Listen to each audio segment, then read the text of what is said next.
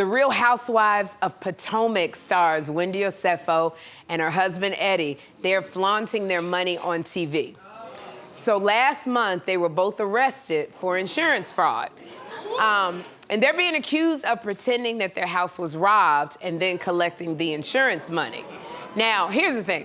We don't know if they did any of this, but on a recent episode that they were on, okay, now here's the thing. I am not saying she's guilty because it's all alleged, but they were showing off like a couple of seniors in a limo on their way to the prom. You know the seniors when they stick their heads out the top of the window screaming, look at me, I'm in the limo, I got money. So here's the thing, you don't go and spend all this money on TV. Like, you don't go get your whole house redone at once like it's the last wing of the White House. You don't do that. I think, like, this is too much. You're supposed to quietly do it one room at a time. And when do you need your sitting room redone? And first of all, what the hell is a sitting room? Shouldn't you be able to sit in every room? Then she's redoing the mud room. What's the mud room?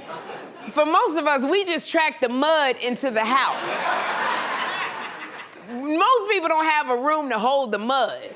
Because in my house, the mud room is Jeffrey's room. That's what the mud room is. But see, here's the thing. This is what the culture of housewives does to people. They want you to be extravagant and spend money like this. And that's the problem with these housewives. They're always trying to keep up with the Joneses, and then they end up in prison with the Joneses' cousins. I'm just like, you got examples with the housewives. Like, didn't anybody learn from Teresa? Didn't anybody learn from Erica Jane's husband? Jen Shaw? And even with that, just last week, her co-star Mia was accused of moving out of her furnished condo and taking all the furniture with her. Which, if this is true, I guess Mia didn't understand the difference between renting and owning. I don't know. So, Wendy, that's the thing. You can't flaunt your wealth like that. And I don't know. But speaking of women in Potomac, I'm excited, getting in trouble with the law. The Grand Dame Karen Huger made her first public appearance last week. She went to BravoCon after serving 6 months in prison for drunk driving. You talk about putting the con in BravoCon. So Karen, and when you look at Karen, she does not look like she served time in jail. She looks like she served time in a 5-star spa.